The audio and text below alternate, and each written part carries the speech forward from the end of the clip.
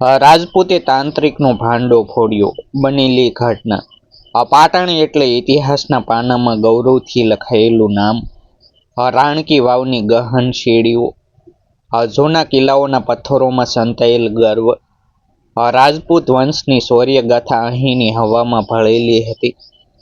સાંજ પડતા જ આખું શહેર એક અનોખી શાંતિ ઓઢી લેતું.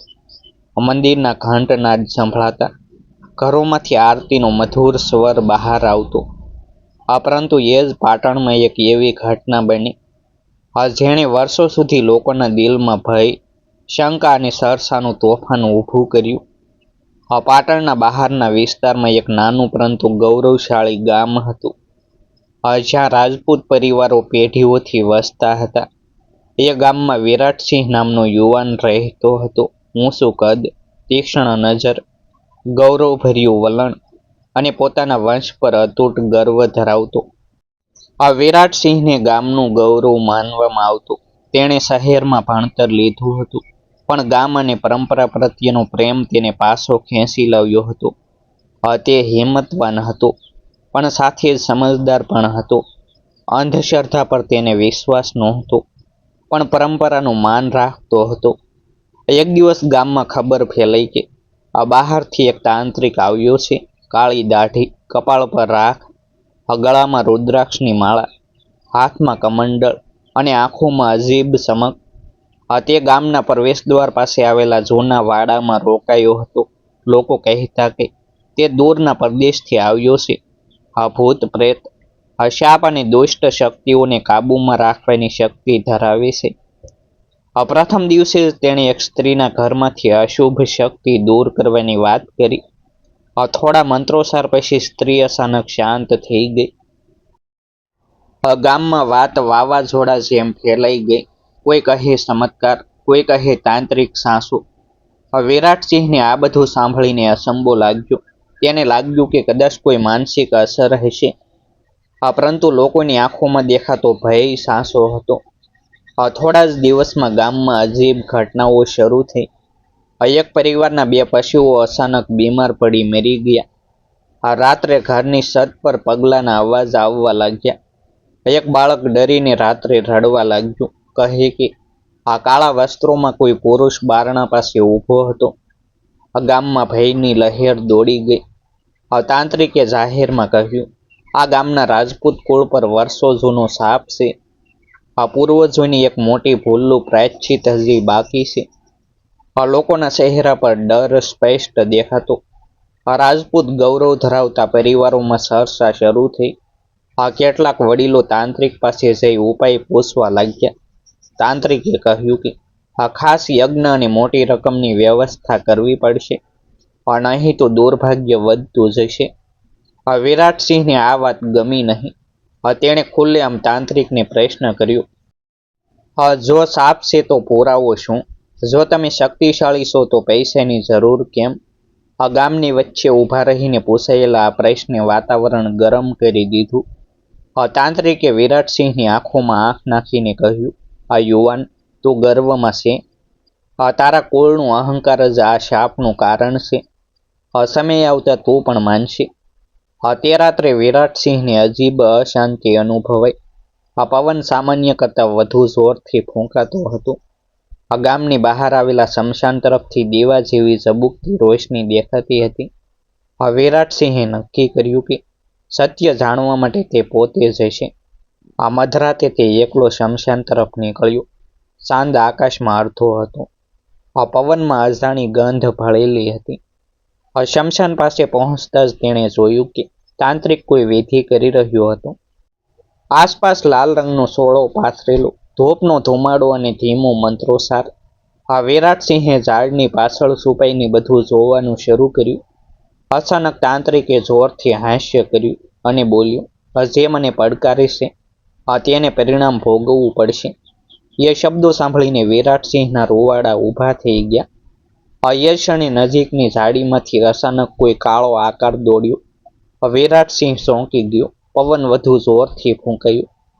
ધૂપનો ધુમાડો તેની તરફ વળ્યો. આંખોમાં ધુમાડો ભરાયો અને તેને લાગ્યું કે જમીન નીચે ખસી રહી છે.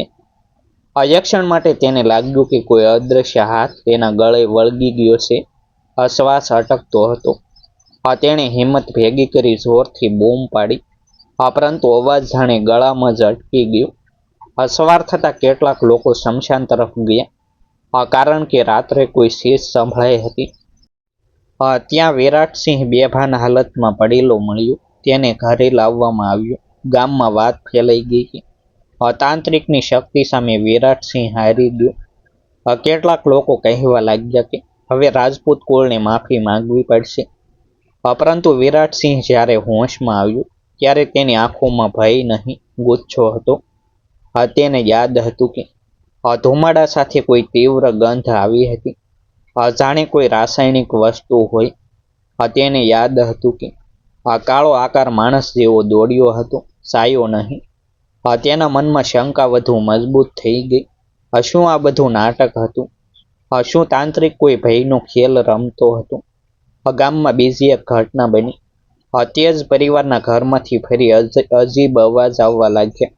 આ વખતે લોકો સીધા તાંત્રિક પાસે દોડી ગયા. તાંત્રિકે કહ્યું, હવે વિધિ કરવી પડશે, નહીં તો વિનાશ નિશ્ચિત છે. લોકો વધુ ડરી ગયા.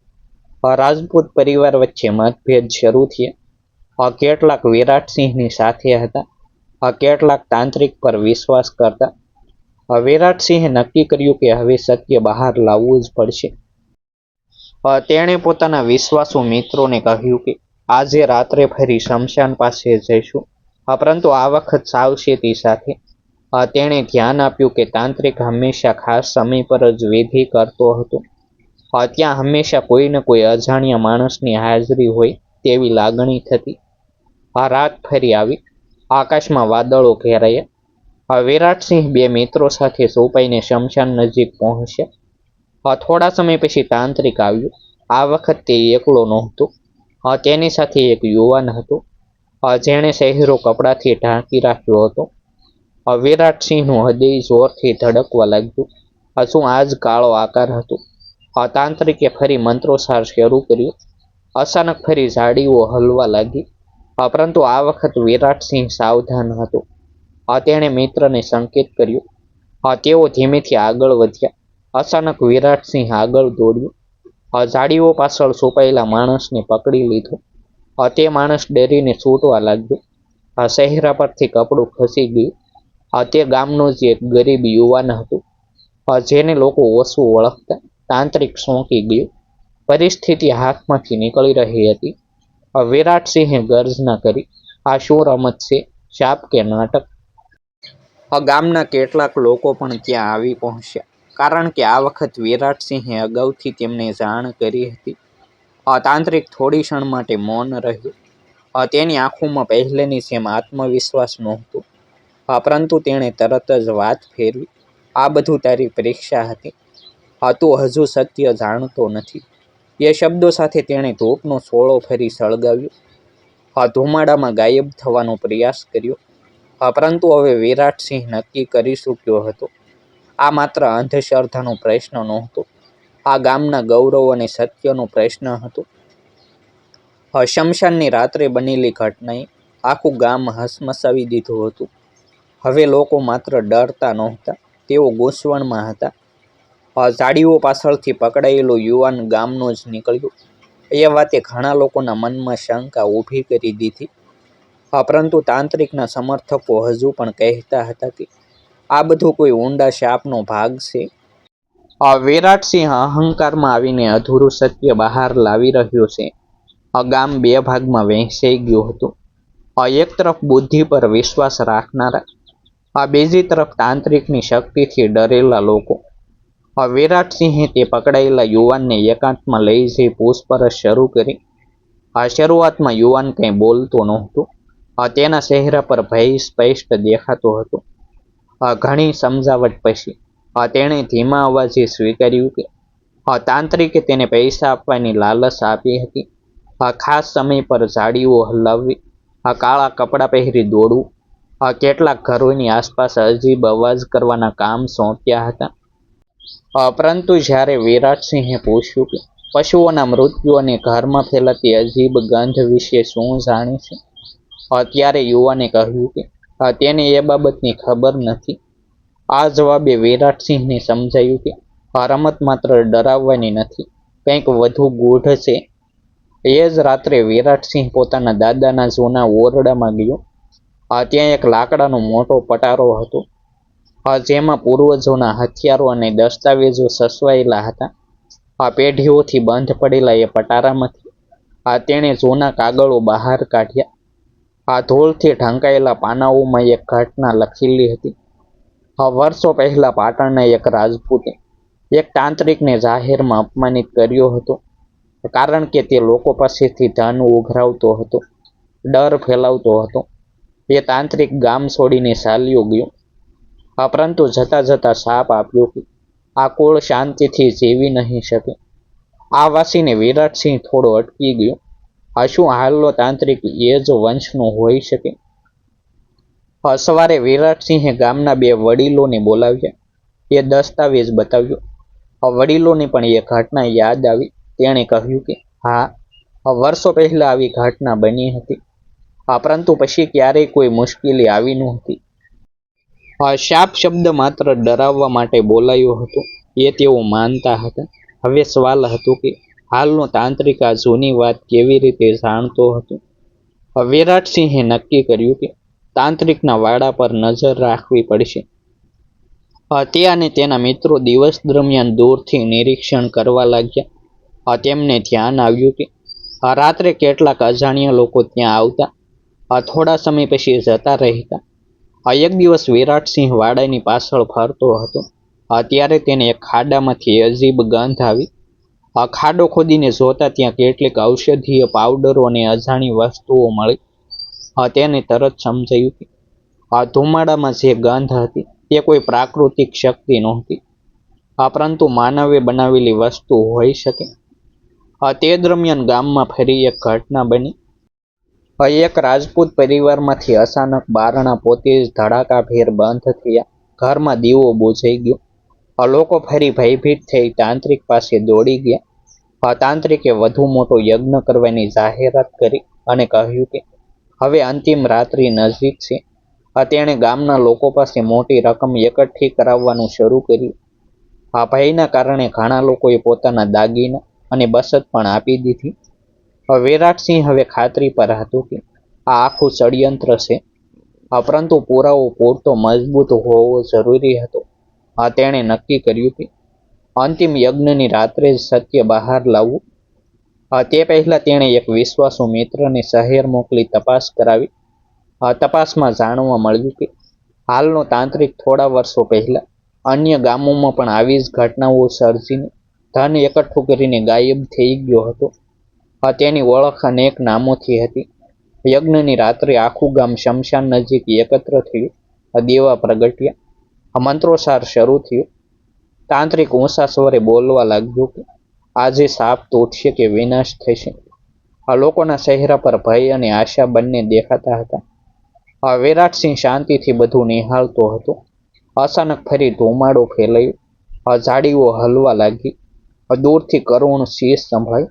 લોકો ગભરાઈ ગયા. એ ક્ષણે વિરાટસિંહ આગળ વધ્યો. તેણે ઊંચા સ્વરે કહ્યું, ડરશો નહીં, આ બધું નાટક છે. એને પોતાના મિત્રોને સંકેત કર્યો. આ મિત્રો ઝાડીઓ પાછળ દોડ્યા. ત્યાં છુપાયેલા બે લોકોને પકડી લાવ્યા. એકના હાથમાં ધુમાડો છોડતી પાવડર હતી, બીજાના હાથમાં લોખંડનું સાધન, જેના દ્વારા બારણા ધડાકાભેર બંધ થઈ શકે. ગામના લોકો સ્તબ્ધ રહી ગયા. તાંત્રિક ગુચ્છાથી શીશ્યો, તો અહંકારમાં અંધ થયો છે. પરંતુ આ વખત વિરાટસિંહ પાસે પુરાવો હતો. તેણે વાડામાંથી મળેલી પાવડર અને શહેરમાંથી લાવવામાં આવેલી માહિતી સૌને બતાવી. લોકોના ચહેરા પર ભયની જગ્યાએ ગુચ્છો દેખાવા લાગ્યો. વર્ષો જૂના સાપની વાતનો ઉપયોગ કરીને તાંત્રિકે ગામને ડરાવીને ધન એકઠું કરવાનું આયોજન કર્યું હતું. પરંતુ હજુ એક સવાલ બાકી હતો, પશુઓનું મૃત્યુ કેવી રીતે થયું? વિરાટસિંહે એ બાબતે પણ તપાસ ચાલુ રાખી. તેને શંકા હતી કે કદાચ ઝેરી દ્રવ્યનો ઉપયોગ થયો હશે. આ સત્ય સંપૂર્ણ બહાર લાવવું હજી બાકી હતું. તાંત્રિકને ગામવાસીઓએ ઘેરી લીધું, પરંતુ વિરાટસિંહે સૌને શાંત રહેવા કહ્યું. સત્ય આખું બહાર આવવું જોઈએ, આ બદલો નહીં. આ યજ્ઞની રાત્રે જ્યારે તાંત્રિકના સાથીઓ પકડાય, નાટકનો મોટો ભાગ ખુલ્લો પડી ગયો. અત્યારે ગામમાં અફરાતફરી જેવી સ્થિતિ સર્જાઈ ગઈ. આ લોકો આજે થોડા સમય પહેલા સુધી ભયમાં જીવતા હતા, હવે ગુચ્છાથી ભરાઈ ગયા. પરંતુ વિરાટસિંહે સૌને શાંત રહેવા વિનંતી કરી. આજે નિર્ણય ગુચ્છાથી નહીં, સત્યથી લેવાશે. તેના શબ્દોમાં આત્મવિશ્વાસ હતો. તાંત્રિક હવે ઘેરાઈ ગયો હતો. છતાં તેની આંખોમાં હજી પણ અહંકારની ઝલક હતી. પશુઓના મૃત્યુ વિશેનો સવાલ હજી બાકી હતો. વિરાટસિંહે શહેરથી આવેલા વૈદ્યને બોલાવ્યો, જેણે મૃત પશુઓની તપાસ કરી હતી. વૈદ્યે જાહેર કર્યું કે આ પશુઓને ધીમું ઝેર આપવામાં આવ્યું હતું, જે ઘાસમાં ભેળવી શકાય એવું હતું. આ સાંભળતા જ ગામમાં સન્નાટો છવાઈ ગયો. વિરાટસિંહે વાડામાંથી મળેલી વસ્તુ અને પાવડર વૈદ્યને બતાવી.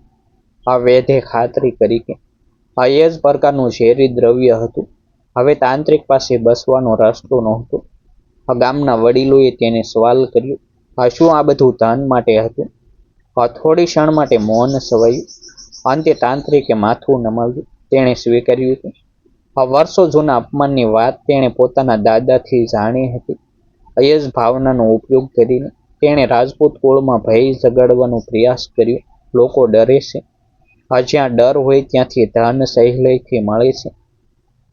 તેના આ શબ્દોએ ગામવાસીઓના હૃદયને ઝંઝોડી નાખ્યા. ગામના લોકોએ એકમતથી નક્કી કર્યું કે હવે અંધશ્રદ્ધાની જગ્યા નહીં આપવામાં આવે. તાંત્રિક અને તેના સાથીઓને કાયદાના હવાલે કરવામાં આવ્યા. રાજપૂત કુળની ઇજ્જત બચી ગઈ હતી. પરંતુ આ ઘટના સૌને એક મોટો પાઠ આપી ગઈ. નિડરતા સૌથી મોટું હથિયાર છે અને સત્ય સૌથી મોટી શક્તિ. વિરાટસિંહનું માન વધ્યું. પરંતુ તેણે ગર્વ ન કર્યો. તેણે કહ્યું, આ જીત મારી નથી, આ જીત સમજ અને એકતાની છે. પાટણનું ગામ ફરી શાંતિમાં પરત આવ્યું.